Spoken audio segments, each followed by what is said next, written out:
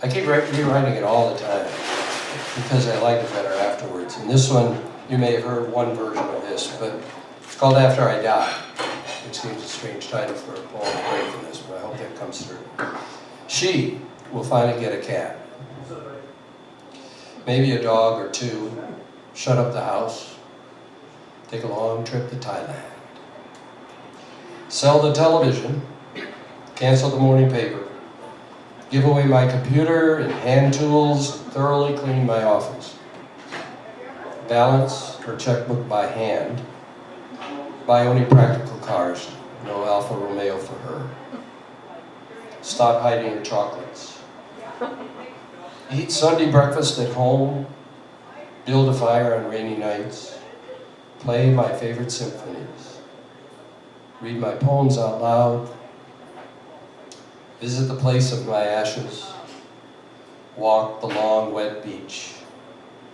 Remember, quote me, and pray for me, and one more thing. She will never stop loving, as before and forevermore. For as long as she lives, she is who she is.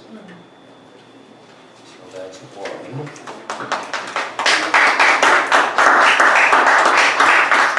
I go on. A lot of my poems are a celebration of the good things that I see in my life, and the older I get, the more good things there seem to be. I'm in this kind of Indian summer, I think, of my life, before the winter really comes. But one of the things I do, I have 3 grown daughters, and every year we go and have a kind of a little retreat. And this was a poem inspired by one of those a couple of years ago.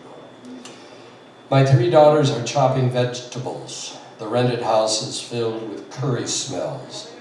We have come to the ocean to intertwine our hearts.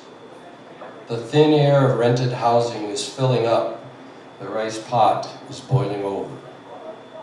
I can't be sure this happy time will last. Too many ocean birds are watching us. We have come to the end of land, to be fat with love and laugh a lot.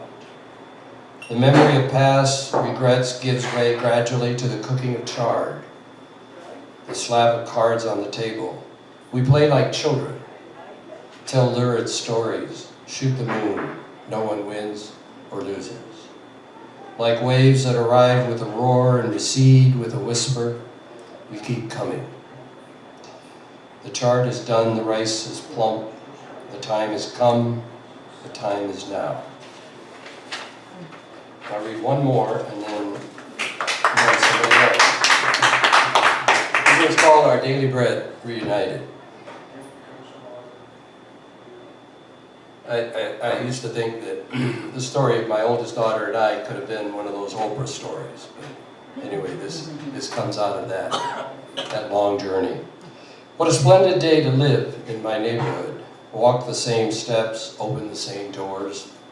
Follow the trails of laughter and blueberries, the scent of strong coffee and dark eyes, your heart pouring sugar by the spoonful. It has been years in the making, each day stitching the ragged edges, this stubborn hole in my heart, where the cold wind whispers at night.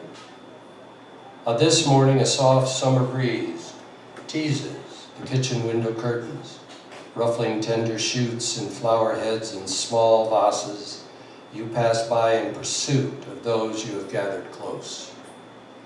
On this morning, in awe of my private miracle, convinced now that this is really happening, I devour my daily bread, served crusty and warm from the oven's flame of your fierce forgiveness. We had a holly tree, and we no longer have a holly tree. But we have something else.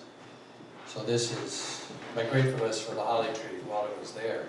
The water pond and green water lettuce now occupies the space of the holly tree, once home to hundreds of birds singing us awake each morning, now gone to make room for green gardens that flourish in the summer sun. In the hole where the holly tree once stood, remain for a very long time a very large stump. Twisted, deep-rooted, stubborn, resisting termination. appearing to demand some justice, some redemptive suffering from me. Or so I thought as I dug away the hard pan. And so it is that where the War of the Tree took place, 7 golden comets and 3 speckled koi now lollygag and chase each other's tails for all the world as if it had always been so. I gave him a little thing of a black bear. He was not a typical black bear. This bear did not drowse all winter. He enjoyed reading by lamplight. Although a good hunter, when hunting was slow, he read good books, occasionally keeping a journal to capture his bear thoughts. This is a reminder for me to take my medication at 8 o'clock. I apologize, but it's set so that even if I have it on, vibrate, it's just going to remind me to do it, but I can take it later. Although good hunter, when hunting was slow, he read good books, occasionally keeping a journal to capture his bear thoughts. Other bears avoided people, aggressive when searching for food. Not this bear. After taking his helping, he passed the food around, made conversation, rarely growled. While other male bears sometimes killed and ate their cubs, this is true. This bear spent time with his boy cub, watching television, ordering pizzas, camping out, driving in places. He was a family bear, a calming presence, a tower of strength, solid member of the bear community. He was often asked if he was a real black bear. He would always reply, "Of course I am. I'm just not typical."